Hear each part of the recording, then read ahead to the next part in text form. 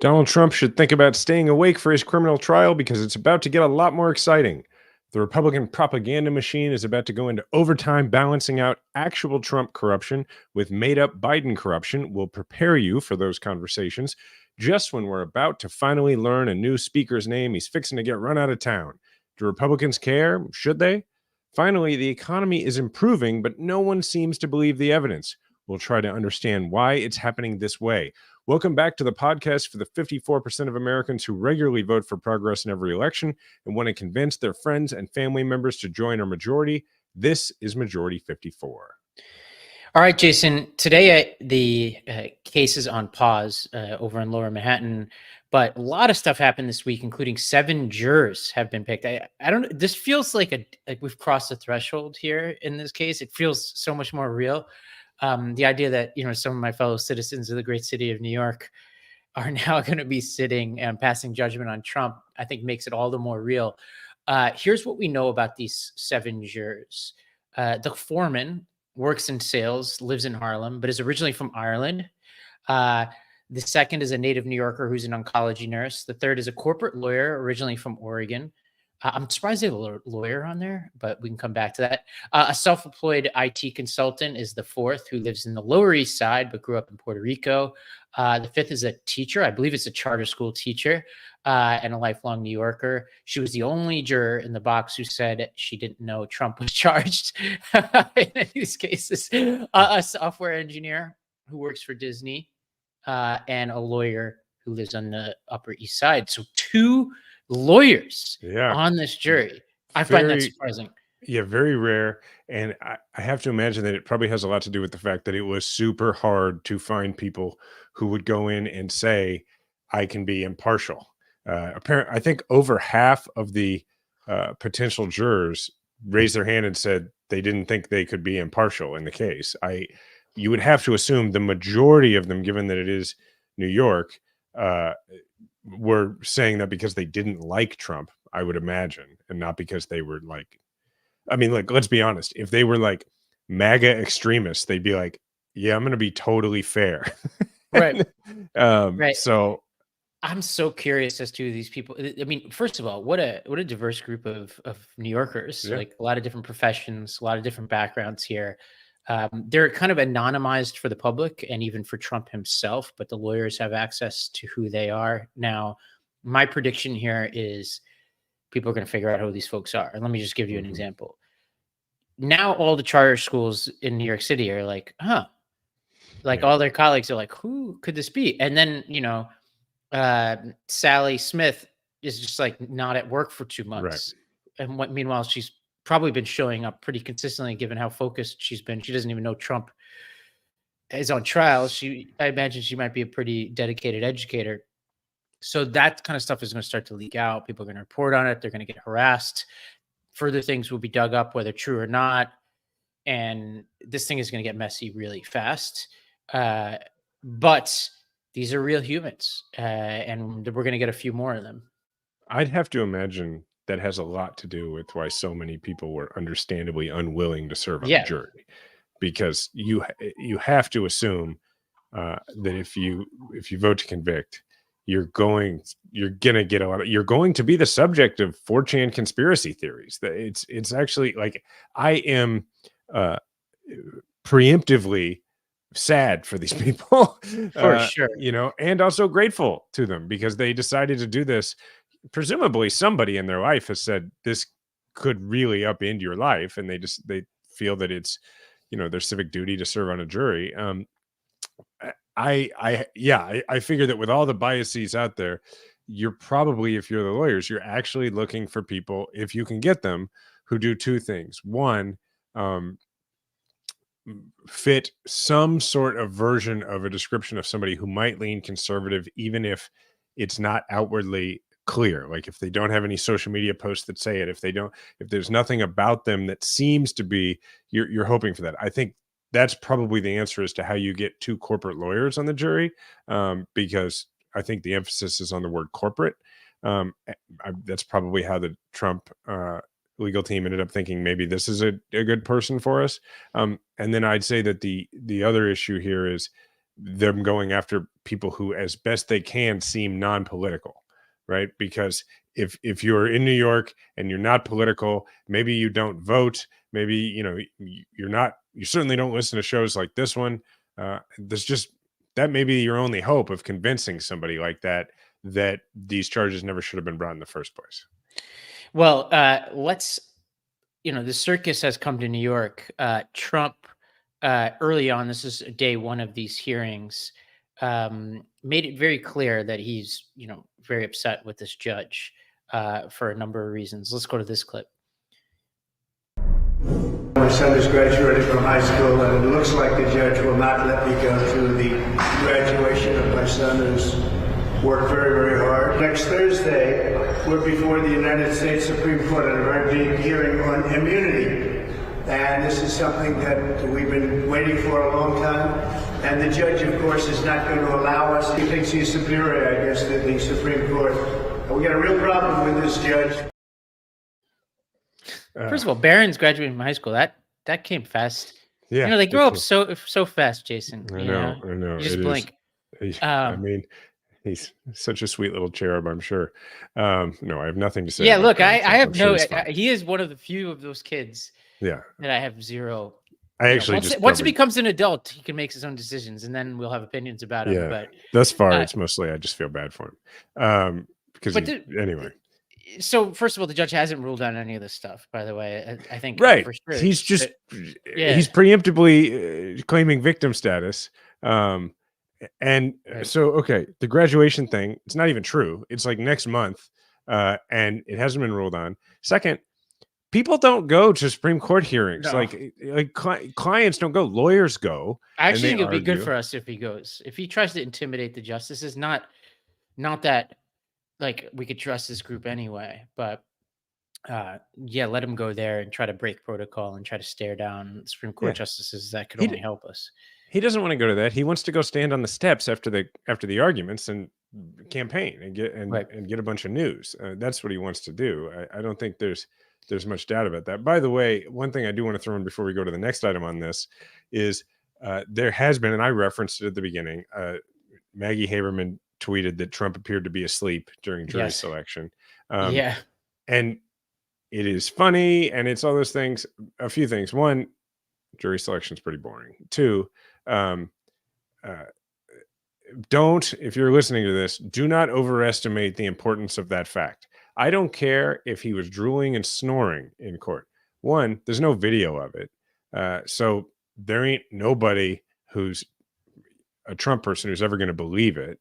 And second, even if there was video of it, I don't think there are people out there who are voters who are like, I was with Trump until I found out he fell asleep in court. They have either decided he is or is not old. Every time you try and make the Trump is also old, look how Trump is stammering, he doesn't have his faculties about him argument, at best, you are mitigating that argument against Biden by saying, look, it's a problem for both of them, but that doesn't motivate anybody to go vote for Biden either. So I think it's a distraction, and I don't think we should spend a lot of time unless he does things that are clearly indications of senility, like inarguable. It just, to me, is a waste. Yeah, I think of it as like little small, like keep them explaining themselves and defensive and itchy throughout this process. And the more they're having to talk about whether it's big or small inconveniences, the better, right? In this case, like this trial could either be an opportunity for Trump to use the stage to say whatever other messages he has about Biden, or he could be irritated and off his game and, glaring at Maggie Haberman for reporting that fact. And we could be getting in his head, right? And I think like that is our best case scenario, is like this one fact will not make the difference, but him wasting his time in that courtroom and not being on message is good for us. And we'll get to it. While he's doing that, Biden is chipping away on his own stuff, which, none of which in isolation is going to be the difference maker. But the more Trump is falling asleep, yelling at judges, all that kind of stuff, and the more that Biden's like announcing student loan stuff and tariffs on China and all this, which I don't even necessarily agree with, but then that's a good contrast for us, you know? I agree. I should be more clear. I'm talking about the individuals who are listening to this, who are thinking about in their everyday conversations what they're going to use. Yes, I agree that at the higher level, it makes sense for the Biden campaign to highlight that kind of thing. I'm just saying that other than when somebody you're talking to brings up the idea that Biden is old, other than saying, look, like refuting that I mean, he's old, you can't refute that, but refuting the idea that he's incapable of doing the job. And then if you want to follow up with, look, Trump fell asleep in court, both these guys are old, fine.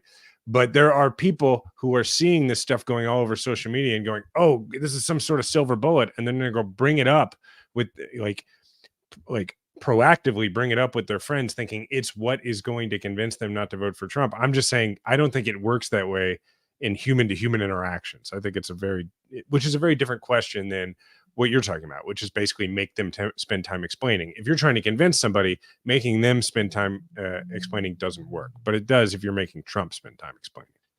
Well, I would say the most bizarre moment so far in the early days of this trial was when Trump went uptown to a bodega. Let's go to this clip. This is a very exciting time for me because the Bodegas, the association, invited me, and I respect them and they respect me. They want law and order. They have a lot of crime, tremendous crime, where their stores are being robbed. We're making a big play for New York, other cities too, but this city, I love this city. And it's gone so bad in the last 3 years, 4 years, and we're going to straighten New York out. So running for president, we're putting a big hit on New York. So here's what's going on here that I don't think the media has really caught on to. He's campaigning to the 12 jurors. So he's going to be doing this, I think, pretty consistently, because Manhattan, although it has a lot of people, is a pretty small place. So what he's trying to do is, he might not know the identity, but I'm sure his lawyers have told them profiles, be like, oh, maybe some of these people have, bodega owners in their background, or they live in a certain neighborhood, or they're of a certain demographic. When there's certain arguments where if it shows up on New York 1, it could pierce through. And I actually think this is not the dumbest way to spend your time if you're Trump, given what I know about New York City politics. I think I agree in part. I think that is part of the strategy. I do not actually think it's the main reason that he did it. I think what's interesting is that what a lot of folks on our side of the aisle are focused on is understandably the irony of a guy going from his criminal trial directly to talk about how crime is too high, right? And that is, that is preposterous, and it's fair to make that point. But I think the more important thing to recognize here is two things. Yeah, I agree with you. I think he is campaigning toward the jury, but I think greater than that, the guy wants to campaign. He's running for president, and he can't go anywhere. And this is, to me, a perfect example of what a huge political problem it is to be on trial for crimes, be in a state that's not a swing state, that is not going to vote for you, that you have no chance is going to vote for you. Because what it means, there's a huge difference between being able to go get on your plane and go to Pennsylvania, go to Georgia, go to Arizona, go to Michigan, go to Wisconsin, and have it dominate the local news, have it dominate the airwaves, have it be what people in town are talking about, whether they're planning to vote for you or not. It makes a huge difference, and he can't do that. So what can he do?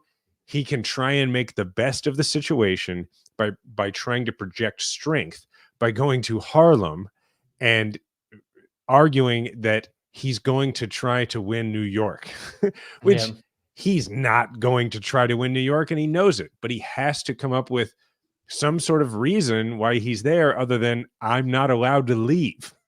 So I think it has a lot more to do with there's nothing else I can do. I got to try and make national headlines somehow. Well, I think there's one really interesting legal piece here that, for understandable reasons, didn't get a lot of attention, but New York recently passed a law basically mandating open file discovery for prosecutions in New York, essentially saying that the prosecution has increased burdens of disclosure early on in the process, which is part of the reason why this was slightly delayed. And it's actually a huge debate in New York over the past few years. Prosecutors have been quitting because they say that the burden of administration is very high and all that. There's a lot of details there about what this means for most trials. What's interesting is that law is now colliding with this case, and there were a series of motions that happened over the past few days in which not the prosecution, they weren't fighting disclosure. Trump's team was fighting disclosure. And what typically happens in these cases is the prosecution has to disclose everything. The defense doesn't have the same burden. They could basically claim to hold on to information and say, okay, I don't know what the prosecution's going to say, so I will not release anything until I quote unquote know for sure I'm going to use it. And it's a way that defense teams get around disclosure. What was interesting is that this judge, on a series of different pieces of information, overruled Trump's team and required, they said 24 hours to release a series of documents.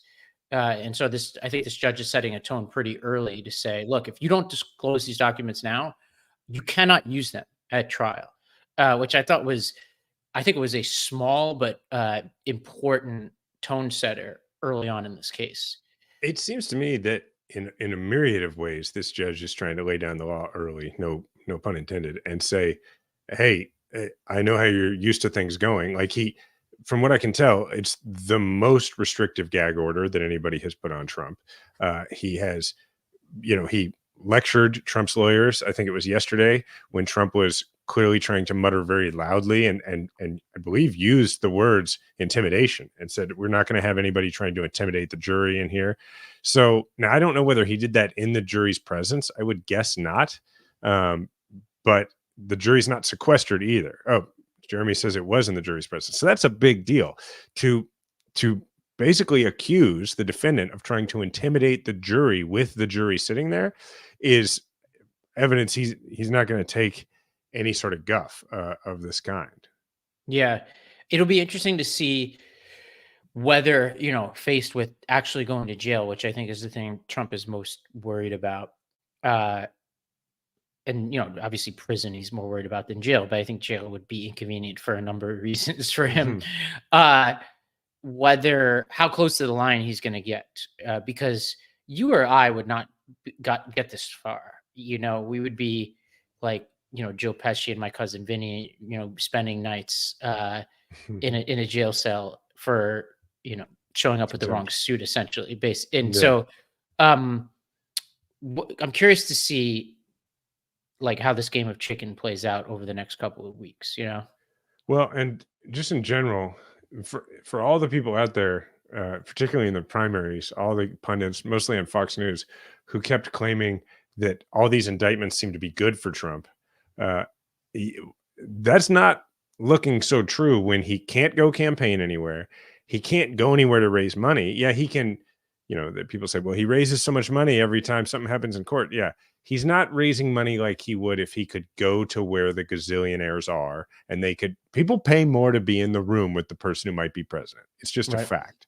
And so there's just no way in which this is good for his campaign. There's no way around it. And the Republicans know that, which brings us to our next little bit here, which is to be expected, which is now that the Trump corruption stuff, the trial tour that will be this summer and fall, more than likely, is beginning, you're going to see a ramping back up at all possible avenues of the argument that the Biden family is some sort of crime family. And so let's go ahead and look at this clip of Comer and Raskin in a hearing that I don't even think was about this yesterday, talking about this impeachment stuff. I think Comer or somebody asked a question on a China topic that implied that the Biden family had taken bribes from China, and it sparked this exchange. I don't know what who you're business talking were they about. in? Well, what business is the Comers in? You're talking about lots of people. There's lots of people in the family. I'm a farmer. Your I have land. I lease land. I sell investigation must identify What did a the high crime Bidens and do? misdemeanor. What did they do? I'll for tell the you what Joe millions of Biden dollars? did. He was a senator of the United States. Then he wrote a book, and he said he made the most money he ever made in his life, millions of dollars on his book, and he gave $1 million. That's away what to his charity. family did. That's why Ukraine, Kazakhstan, Romania, China, Russia. That's why they paid the Biden family money because of Joe Biden? None of those governments paid anyone any money. Somebody needs therapy here, but it's nobody on our side of the aisle, okay? Enough. No, Back to the honestly, China hearing. Back to the China you hearing. had your chance. I would Order. like my time restored. Well, no, your time was I would like expired. you- I've no, given you three interrupted extra me. I minutes. want No, my time you restored. had your time. You went above, and I'll let Miss Thornton go a minute. You know what? Here, sit down, everybody. Come back. This is about China. We asked a simple question. Now, Miss Presley, you're out of order. Sit down. What is the crime? Tell America right now. You can have the rest of You're my about time. to find out. What very is the soon. crime? You're about to find out Name very it. soon. Chair We now inhabit recognizes a Mr. propaganda Biggs from experiment. Arizona.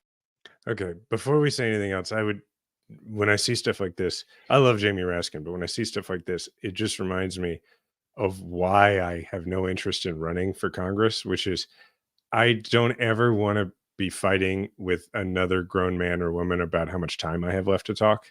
Like, it just seems It's awful. the Roadhouse. Nobody wins a fight. That was Nobody what that wins was. a fight. Nobody Yeah. wins a fight. Yeah. Whoa. I mean, that was depressing. I mean, there's really not much. What is there to say about that? I mean, To me, the point what a of that clip is this constant tease that we will continue to hear and that we've been hearing forever, which is you're about to find out what crimes he committed, right? They're even claiming, in this hearing that they're going to have criminal referrals and may even have an impeachment coming. They're not. Okay. But I mean, let's just remember that the key witness who caused the impeachment inquiry to take place in the first place was a Russian agent named Smirnov. Like that's not like the liberal version of events. That's just what happened. There's no, I mean, I'm sure there are people who come up with a way to argue with that, but they would not be using facts because those are facts. So this is going to continue. It's going to ramp up, especially at times when Donald Trump is sitting in court on trial for doing crimes. My Lord. Okay. Well, before we go to a break, I want to make one plug to our audience here. I did this series on the history of the Israeli-Palestinian conflict that I called the unbiased history of Israel-Palestine, and people who are on both sides of this debate seem to really get value out of it. It was the most listened to series of episodes at It was the excellent. Lost Debate. Oh, thank you. I recommended it to many, many people. And now it's a finalist for what's called the Webby Awards, which is kind of like the Oscars of podcasting. And I would love for the people listening to this, both on YouTube and in the podcast, to go vote. It takes you like a second. I'm going to put the link both in the YouTube in a second in the chat, but also we'll put it in the show notes of the pod where you can just vote for this and nothing else.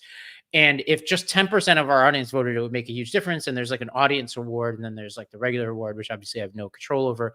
But it would mean a lot to me if you went and voted for that, because it would be a big deal for us as a company to be recognized in that way. And so vote for us in the Webbies. I'll for those of you Midas Mighty who are in the chat, I'll send it down to you guys if you just take a second. It would mean a lot. For those of you in the pod, we'll put it in the show notes, and it's on your Twitter. It's on my Twitter. People can find it pretty easily. So with that, we're going to jump to some ads. And when we come back, we're going to talk about some trouble on the Hill for Mike Johnson and also the status of this Ukraine bill. And then we're going to talk about some good polls for once, some good news for Biden, among other things. All of this when we come back. This episode is sponsored by Rhone. If you're like me, you understand the pains of finding what to wear. Most clothes are uncomfortable. They may be too tight. They never, actually fit your size because, a lot of us are not exactly small, medium, large, extra large. We're complicated. Sometimes when you find something you like, you can only wear it for a few hours before that important meeting or dinner, and then you have to change it into something else. And everyone wants to dress their best. You want to look good at all times. And frankly, it's a confidence booster. So here's the deal. Men's closets were due for a radical reinvention, and Rhone stepped up to the challenge. Rhone's commuter collection is the most comfortable, breathable, and flexible set of products known to man, and here's why. Rhone helps you get ready for any occasion with the commuter collection, which offers the world's most comfortable pants, dress shirts, quarter zips, and polos. You never have to worry about what to wear when you have the Rhone commuter collection. And here's some anecdote. I'm wearing my Rhone pants right now. And last week I was at a wedding. I wore my Rhone button-down shirt to the wedding at a formal wedding, and I will also wear it tomorrow when I just go into a coffee shop to have a meeting. It's that versatile. So it's time to feel confident without the hassle. With Rhone's wrinkle release technology, wrinkles disappear as you stretch and wear the products. It's that easy. Yeah, I actually not so neatly folded that shirt in my bag for the wedding, and I was able to take it out, and automatically I was able to put it on. It looked like I had ironed it, but I didn't. It's an inside secret between us. So with Gold Fusion anti-odor technology, you'll also be smelling fresh and clean all day. On top of that, Rhone is 100% machine washable, so you can dish the dry cleaner all together. We're on the move a lot, and the Rhone Commuter Collection has never let me down. The versatility and overall comfort of the collection is undefeated. I absolutely love it. And even after I wear it all day, I feel super fresh because that Gold Fusion anti-odor technology. At that wedding, I was dancing up a storm, wore it, no problems. So the Commuter Collection can get you through any work day and straight into whatever comes next. So head to Rhone.com/majority and use the promo code majority to save 20% off your entire order. That's 20% off your entire order when you head to RHONE.com/majority and use the code majority. It's time to find your corner office comfort. Real talk, sleep is so important in my household, which is why I'm in love with my Helix mattress. With everything going on in life, from work to a demanding social schedule, which is to say I have children, to sports, both mine and theirs, it's incredibly important to me that I'm getting a good night of sleep every night. My wife can attest. We've had our Helix mattress for over 2 years now. Our sleep quality has improved tremendously. The Helix lineup offers 20 unique mattresses, including the award-winning Luxe Collection. I have a Luxe mattress, the newly released Helix Elite Collection. I want to find out more about that. They also have a mattress designed for big and tall sleepers, and even a mattress that's made just for kids. My son sleeps on one of those and loves it. So how will you know which Helix mattress works best for you and your body? Take the Helix Sleep Quiz and find your perfect mattress in under 2 minutes. And your personalized mattress is shipped straight to your door free of charge. I took the Helix Sleep Quiz and I was matched with a Midnight Luxe mattress because I sleep on my side and I like something kind of firm. Midnight Luxe, it's an upgrade by far from the mattress that I had a couple of years ago. Makes a huge difference on my back. I have back issues. Is why a mattress matters so much to me. Helix knows there's no better way to test out a new mattress than by sleeping on it in your own home, which makes sense because if you do it in the store, I assume that's a little awkward. But that's why they offer a 100-night trial and a 10 to 15-year warranty to try out your new Helix mattress. Helix has also been awarded the #1 mattress picked by GQ and Wired magazine. It's even recommended by multiple leading chiropractors and doctors of sleep medicine as a go-to solution for improving your sleep. Helix is offering up to 30% off all mattress orders and 2 free pillows for our listeners. Go to helixsleep.com/majority. That's helixsleep.com/majority. This is their best offer yet, and it won't last long. With Helix, better sleep starts now.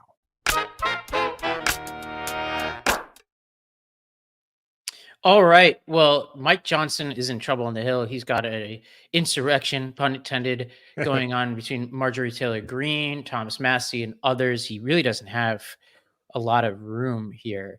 And he's going to have to depend on Democrats, perhaps to save his job, but certainly to pass any of these foreign aid bills. And just before this podcast went up, he released a 4-part piece of legislation that will send aid to Israel, Ukraine, and Taiwan.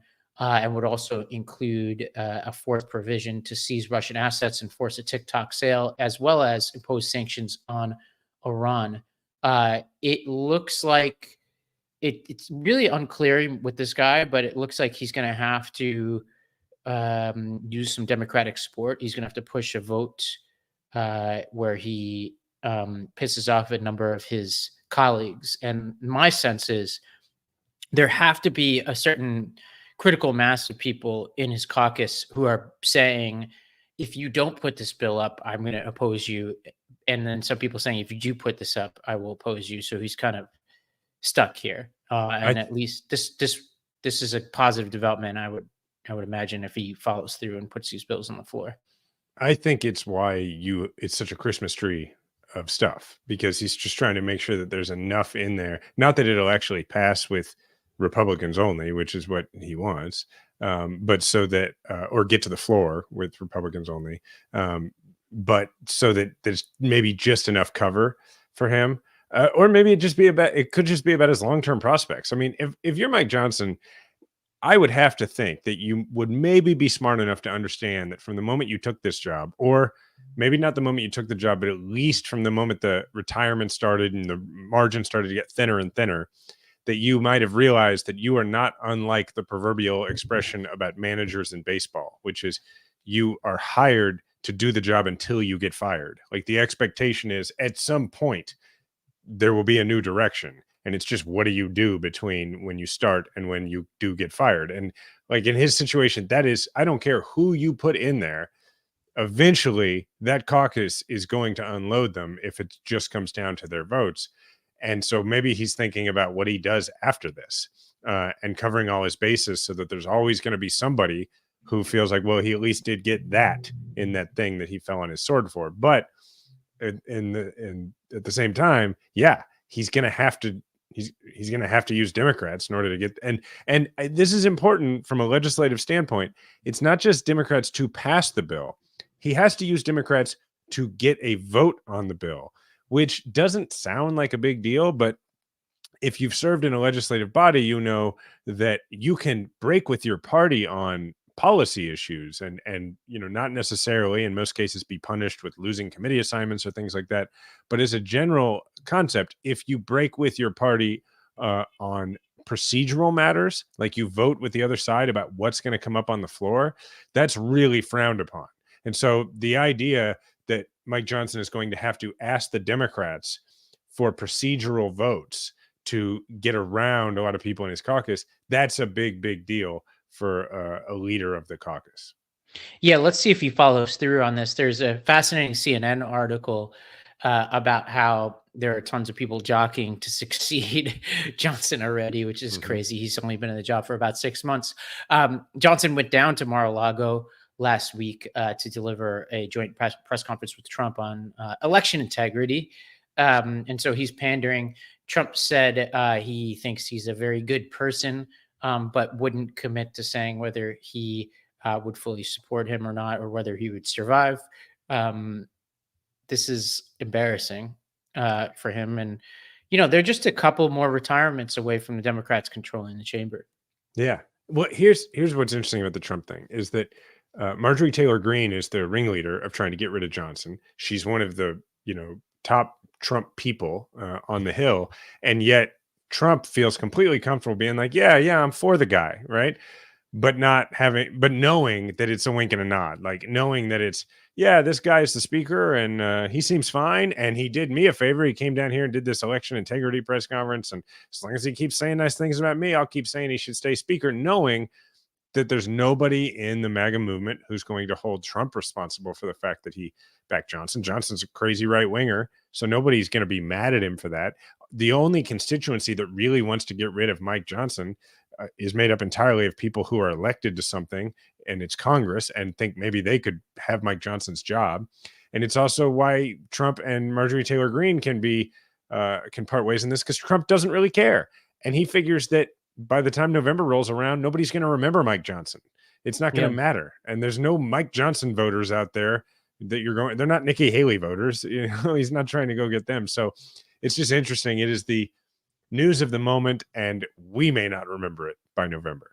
Right. It's whenever these margins are so thin, every single member is incredibly powerful, but nobody is powerful enough to get anything done. Right. It's like why the Democrats have always had issues in the Senate beyond the filibuster, is just that whenever you have, 50 to 51, 51, 49 or whatever, there's always the Manchin cinema could walk away at any moment type of phenomenon that threatens everything, which means they're all majority leader. It's quite a mess. But let's move on to some good news here. The New York Times put out a poll over the weekend, and we're covering this because this was the same poll that I think we had covered a little while ago that was not great for Biden, and we were drawing some conclusions from it. So in the interest of consistency, it's worth mentioning that this race is now tightening, Trump holding a 46-45 edge against Biden. If you look at averages of polls generally, they've tightened.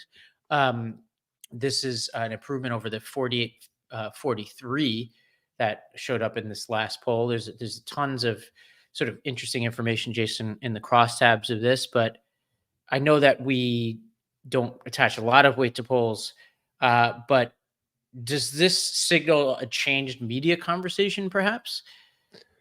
I think yes. Let's first do our regular thing where we don't assign a lot of weight to polls. I think as each year passes, I think polling gets less and less reliable because it, in my mind, gets a lot harder to figure out who's actually going to vote and who you should actually ask this of. I mean, it's not hard to understand why, right? Like when you think about the difference between when all of us had a landline and you just called a lot of landlines, and you could, even at that point, you could go in and you could call landlines based on, like, you could look at the voter file and figure out who's really likely to vote, so you could really for sure know that you were dealing with really likely voters. You could know for sure where they lived, so you would know for sure where they were going to vote. There's so many different reasons why polling just doesn't work the way it used to, and why nobody should get overly excited or overly pessimistic about polling. Now, with all that said, yes, I do think it's useful to look at general trends. I don't go in for this whole well, Biden was down by 2 points last week and now he's up by 2 points, so he was losing last week and now he's winning. No, those two polls are the same. Okay. There's no difference. Unless you show me a 10-point swing, nothing has happened. But yes, the polls are generally showing a trend of tightening and Biden improving. And what I would attribute that to is simply Biden has been campaigning. Like, if you just look at the way the Biden campaign is talking about things versus how the Biden administration was talking about things, everything coming out of the White House and everything coming out of the campaign now sounds like a campaign. And by the way, it doesn't just sound like a campaign. It sounds like an aggressive, progressive campaign. The things that the Biden campaign is saying are not the things of a campaign that is trying to move to the middle, a campaign that is trying to, hit bank shots.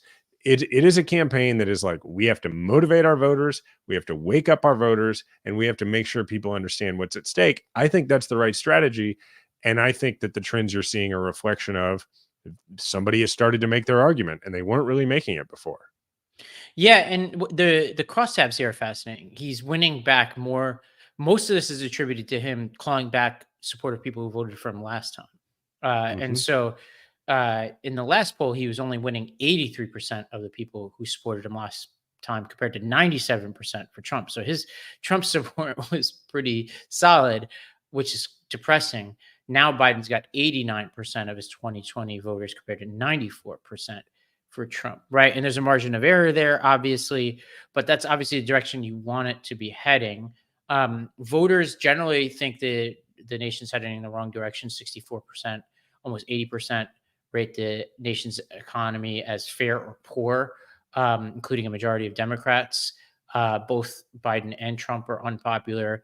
Most voters think Biden is too old. A majority believe Trump committed federal crimes. So it is a hodgepodge here. There's two numbers in here I want to talk about. The first is the country headed in the right direction number, because I feel like that question is not as simple as it used to be, because you and I are two people who are absolutely going to vote for Biden in this election. We are definitely Democrats.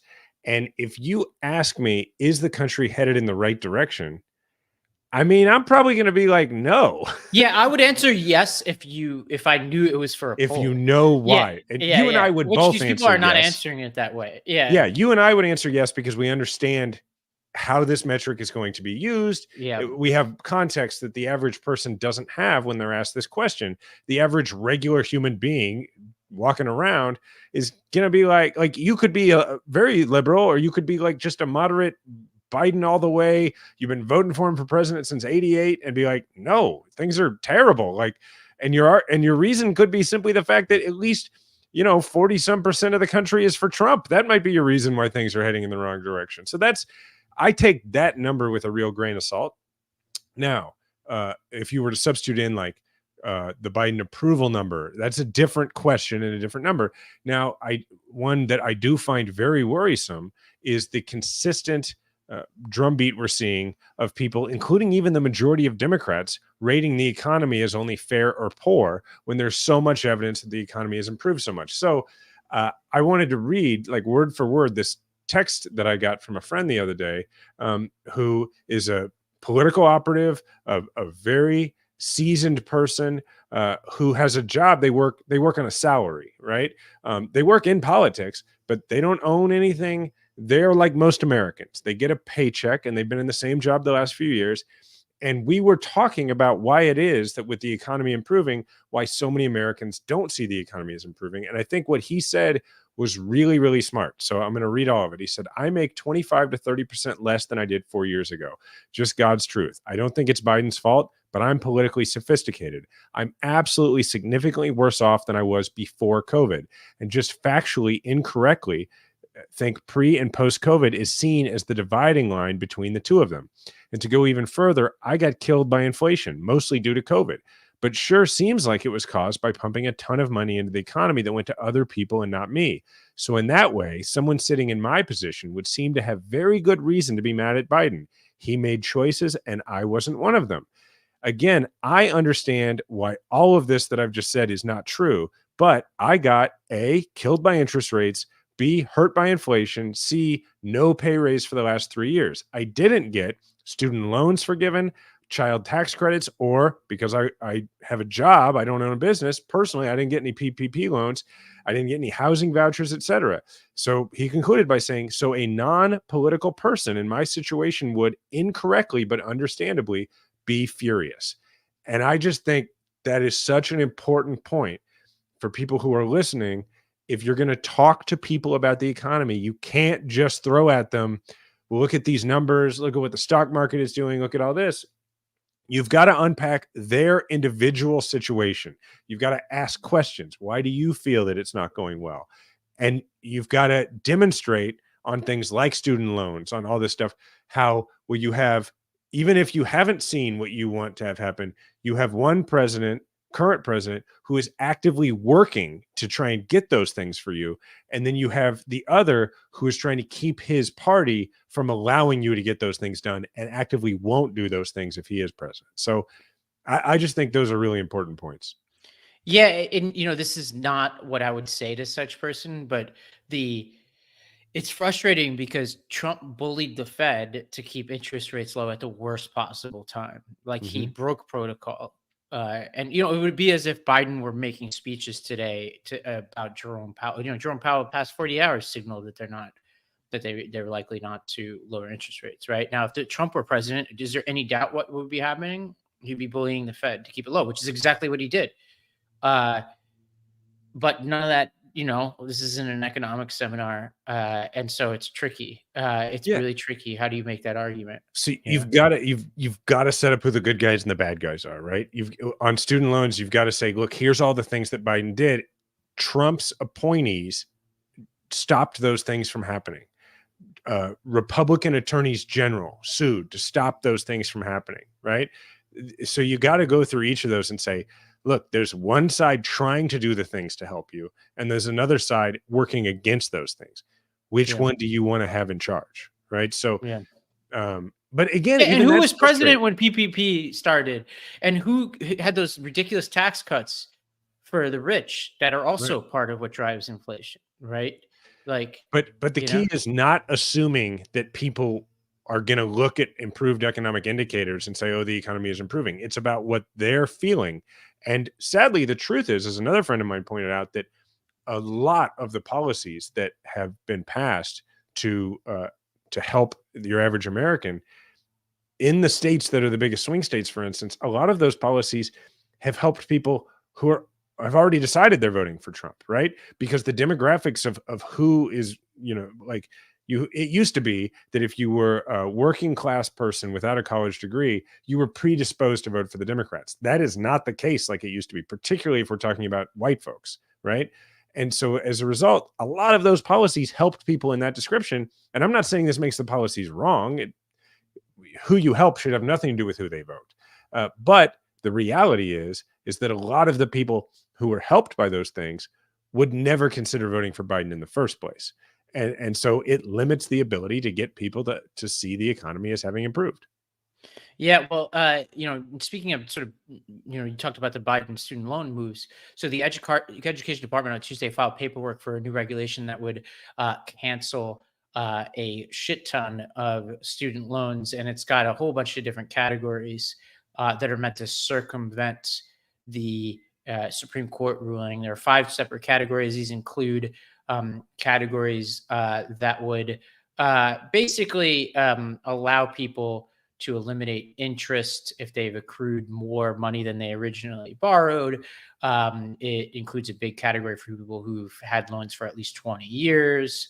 It would automatically cancel loans for those who took their loans out from programs that have poor financial value. And it now enters a 30-day comment period. Who knows what the Supreme Court does to this, but this litigation will probably play out beyond the election, which means, I think Biden, I probably think he wants this to pass, but I think more importantly, he wants to show people he continues this fight. Yeah, it's so frustrating, right? Like, we try to do good things. The Republicans won't allow those good things to happen. And then they say, you haven't even done any good things. I mean, it's the same move they did on Obamacare, like 10 years ago, 12 years ago now. And it's super frustrating. It just goes back to the old axiom that, Republicans say that the government can't possibly work, and then they get in charge and they prove it. And it's frustrating, but it's what we're dealing with. And you have to be willing to have the longer conversation with people in your life to make that point. So, yeah. Well, I think that the Democrats, I mean, to use a sort of cynical political lens on this, they must have a pretty good sense of who that 11% are who aren't yet on board with Biden, who voted for him last time. And I have a sense that this is an important issue to those people. Yeah, that a lot of those folks have student loans. All right. Well, we have a couple of quick points here. Teamsters sending money to Josh Hawley. Any opinions on this? Look, I get that unions would like to have more Republicans who will actually occasionally do things that aren't horrendous. What I would say to my Teamster friends is that this guy is not for you. Don't get in the car. Don't go home with this guy. Maybe those Republicans will show up, but on November, whatever the day after the election is this November, he's going right back to how he was. I promise you. Now, he will continue his rhetoric about working people, but at the end of the day, this guy is still going to be for right to work. He's still going to be all those things. He's literally got I think a 0% labor voting record. But it's an election year, and it's an election year. Plus, he's trying to change. He's a very smart guy. He's trying to change what is the Republican coalition. So he's been showing up on a few picket lines.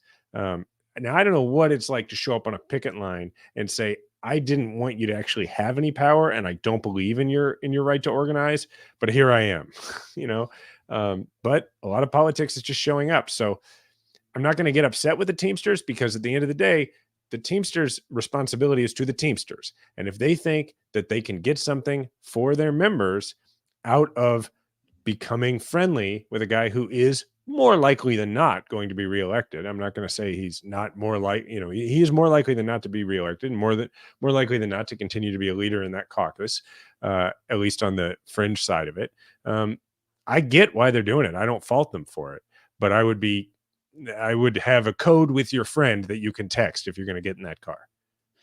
Well, we're not going to have enough time for this other issue, but we have, Biden has announced that he's going to likely support tripling tariffs on Chinese steel and aluminum, which seems like a big deal. And in a normal world, this would be what we led the episode on, because it's incredibly substantive and important. And there's a lot of good arguments for and against this policy.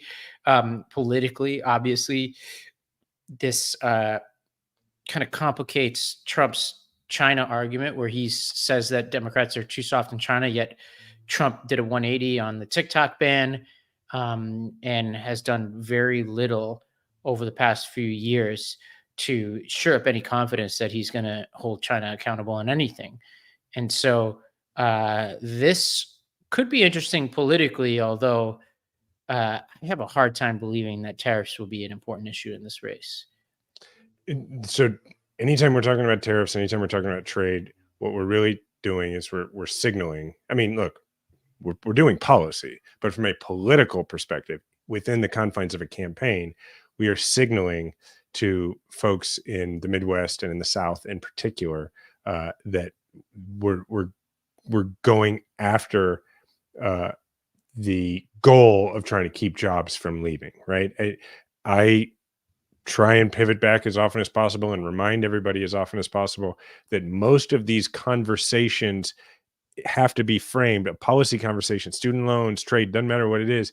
In the part of the country I'm from, it really is, it all exists in an unspoken way in this, are my kids going to have to leave in order to get a good job? Am I going to be able to stay in this place that I've made a home and be near my grandkids? Right.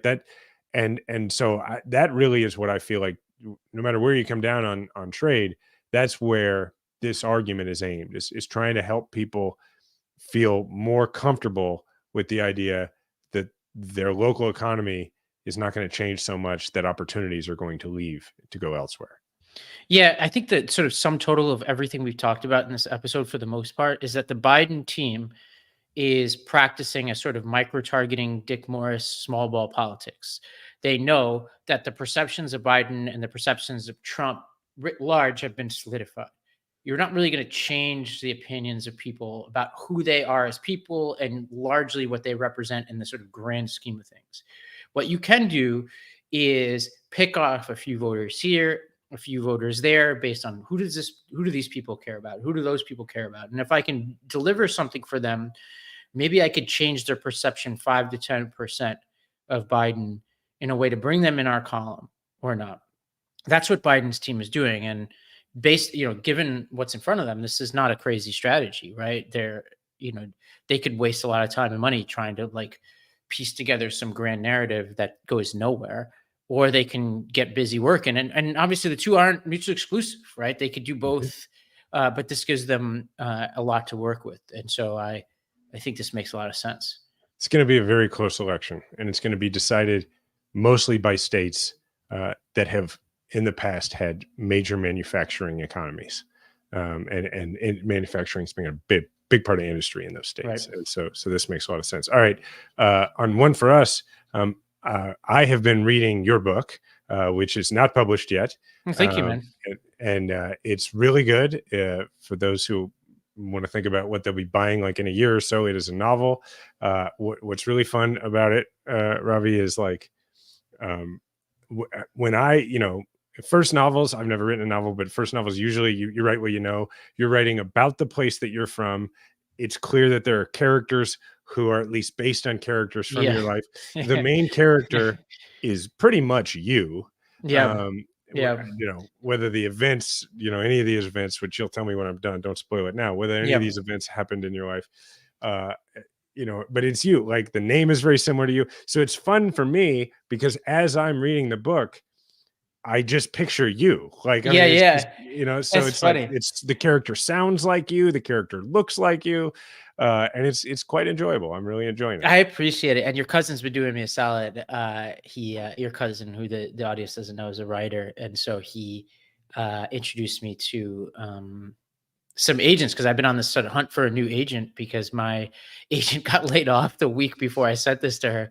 And so I've now gotten a bunch of interest from people who are reading it. And even I sent directly to a publisher who has already responded. So I'm getting some momentum. Cool. So if you're in the audience and you're in the literary world, shoot me a note. You can find me on Instagram or wherever, and I'll get you a copy of it. But yeah, it's getting some momentum. I have the same rule I did when I wrote that screenplay a couple years ago, which is just do one thing a day.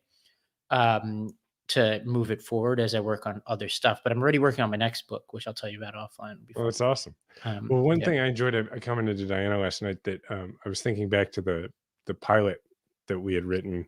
Yes. At some point we need to dust that thing off. Back out. But what's funny is I realized the main character in that story, he's like a hybrid of both of us. They have the same last name.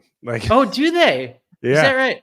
I always write, there's only so many, there's always Patel. There's always only so many Indian names that people are used to in the US because there's certain regions of India that send a ton of people to the United States. But I had a lot of fun Yeah, we should dust off that screenplay. Now that I've written a novel, now writing screenplays feels like, it's like taking the ankle weights off and running. Yeah. Like it's such a more natural mode. But one thing for us to add to that is from a more trivial matter, the Knicks, right? So for those who don't understand the Knicks, it is a New York phenomenon. Like the Nets are not a thing. You could see the Nets arena from my window.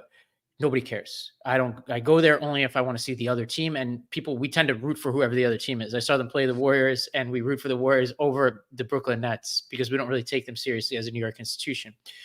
But the Knicks are like, this is the highest approval rating. Everybody agrees on it, no matter what your other teams are, whether you're Mets, Yankees, if you're Jets, Giants, Bills, whatever. And the expectations are low. So it is the best season you could ever imagine. They just wrapped up the 2 seed in the East, which nobody saw coming, and nobody thinks they're going to win the championship. None of us think it. So it's like the opposite of the Bills, where every year, if they don't win the Super Bowl, it's like a disappointment, and it is a disappointment every year, and everything's tragic. Doesn't matter what happens from here on out. It's a fun time. Everybody's wearing their Knicks gear. Weather's getting beautiful. Such a great time for New York sports. Have you seen this thing? Pablo Torre did a show on it this week. It came out, the video that was sent to LeBron before he went to the Lakers to try to get him to come to the Knicks. No, you should look it up. It's really great. They went and they got a bunch of like New York people to do this video that it was apparently just a personal video, recruiting video for LeBron. And it's like Chris Rock is talking about how I'm sure Larry David was in there. Yeah, he's a huge Knicks fan.